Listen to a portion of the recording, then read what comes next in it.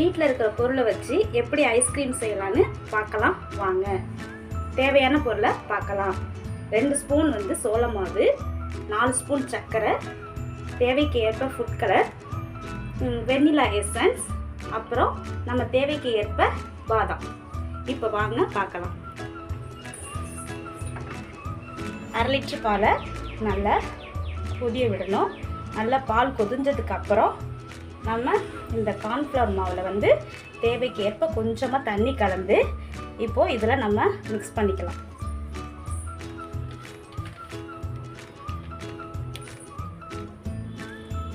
உங்கள்கிட்ட பால் அப்படி இல்லைன்னா தண்ணி இருந்தால் கூட நம்ம சேர்த்து மிக்ஸ் பண்ணி இதோட மிக்ஸ் பண்ணிக்கலாம்.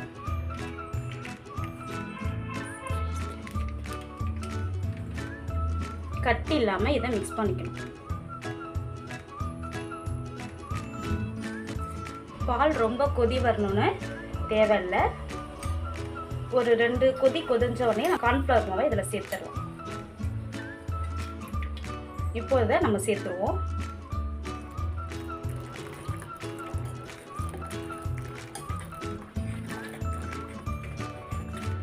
நல்லா இதை கிண்டிகிட்டே இருக்கணும். கட்டி விழுவாமல் இருக்கும். இதில் கிண்டிகிட்டே இருக்கணும்.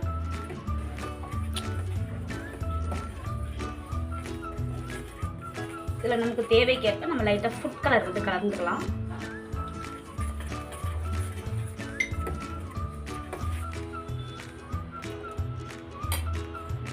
இந்த ஸ்ட்ரக்சரில் இருக்கணும்.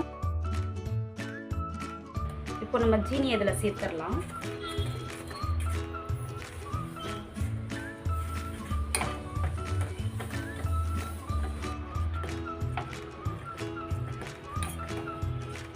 கட்டி விழுவாமல் அப்படியே கிண்டிகிட்டே இருக்கணும்.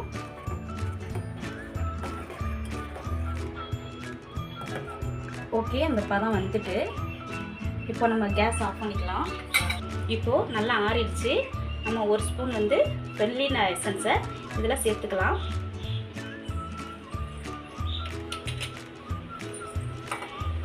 சேர்த்து வச்சாச்சு. இப்போ இதை நல்லா மிக்ஸ் பண்ணிக்கலாம். நல்லா ஆறிட்டு இப்போ வந்து இந்த டப்பாவில் இதை ஊற்றி நம்ம ஸ்டோர் பண்ணி வச்சுக்கலாம்.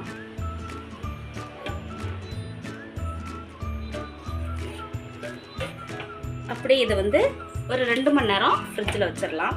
இப்போது ஃப்ரிட்ஜில் இருந்து நம்ம எடுத்துகிட்டு வந்தாச்சு. இப்போ இதை வந்து இந்த மிக்ஸி ஜாரில் இதை நம்ம இதை ட்ரான்ஸ்ஃபர் பண்ணிக்கலாம்.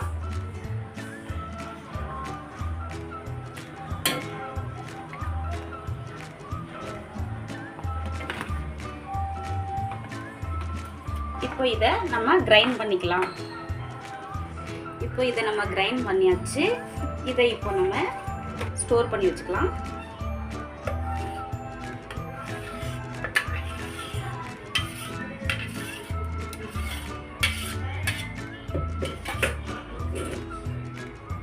இப்போ இதை நம்ம க்ளோஸ் பண்ணிக்கலாம். திரும்ப இதை நம்ம ஃப்ரிட்ஜில் வச்சு 8 மணி நேரம் கழித்து திரும்ப எடுத்து இதை நம்ம பார்க்கலாம் எப்படி இருக்குன்னு. வாங்க ஃப்ரெண்ட்ஸ்.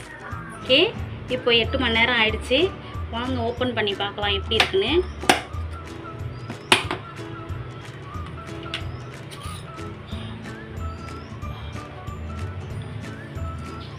என்கிட்ட அந்த ஸ்கோப் இல்லை. உங்கள்கிட்ட இருந்துச்சுன்னா அதை வச்சு எடுத்து பாருங்கள் எப்படி இருக்குன்ட்டு. நல்லா வந்திருக்கு.